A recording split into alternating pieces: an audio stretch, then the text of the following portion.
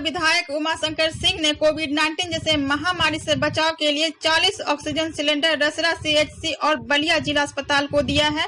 वहीं सीएचसी रसरा में भारी संख्या में पहुंचे बसपा विधायक उमाशंकर सिंह के समर्थकों की काफी संख्या में भीड़ दिखी, जहां कोरोना जैसे महामारी में कोविड-19 के नियमों की सरेआम धज्जियां उड़ाते हुए समर्थक दिखाई दे रहे हैं।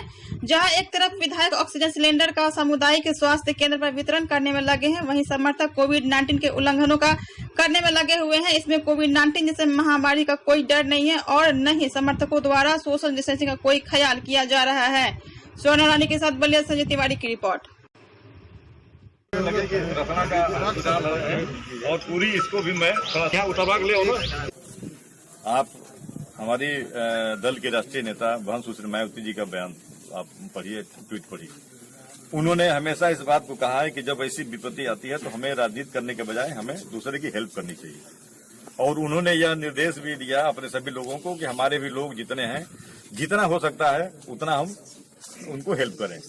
और जो पत्र की बात है, तो मुझे नहीं लगता आज हमें पॉलिटिक्स करने की जरूरत नहीं है। हमें ये नहीं देखना है कि किस दल की सरकार है, हम किस दल में बिलोंग करते हैं।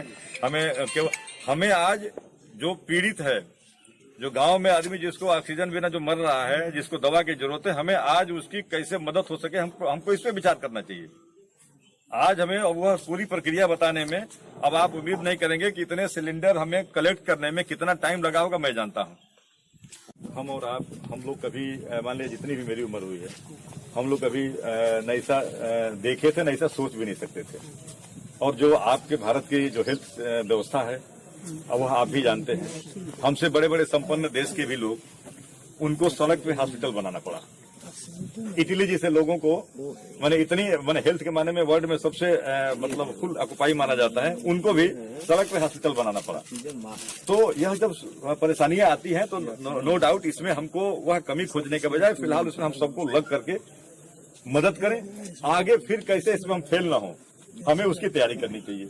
ये जरूर है कि हमारे देश से एक ये लापरवाही हुई है और किसी को अंदेशा भी नहीं था, उसको तो बताएंगे। लेकिन जो हमारे हायर लेवल के लोग हैं, जिनकी पूरी अपनी टीम है, जिनके अपने वो है मतलब थिंक टैंक रखे हैं लोग, वो सब एडवाइज करते हैं, वैज्ञानिक हैं जो बताते हैं कि अब ये हो सकता है।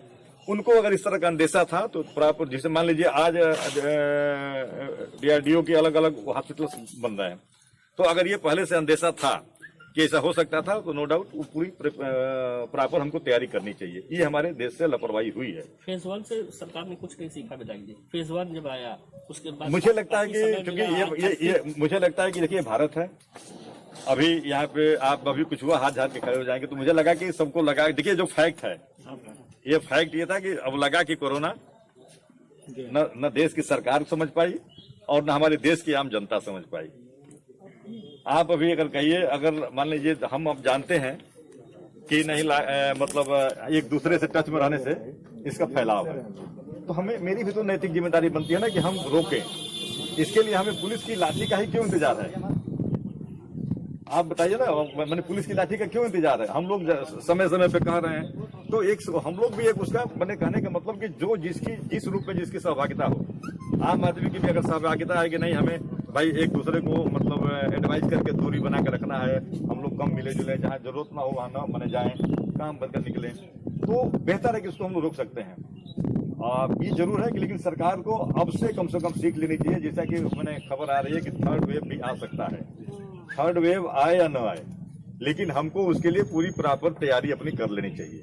हमको ये नहीं है, बल्कि कुछ और मदों में तमाम ऐसे मद हैं जिसमें गवर्नमेंट के जो पैसे खर्च हो रहे हैं, जिन मदों में का सीधा पब्लिक से कोई मतलब सीधा फायदा नहीं है, वैसे मदों को काट करके हमें हेल्थ सिस्टम को डेवलप करना चाहिए और इसको बढ़ाना चाहिए, ताकि हमारे पास अगर थर्ड वेव भी आए तो हम निश्चित रूप से उसको हम उस पर विजय पा सकें।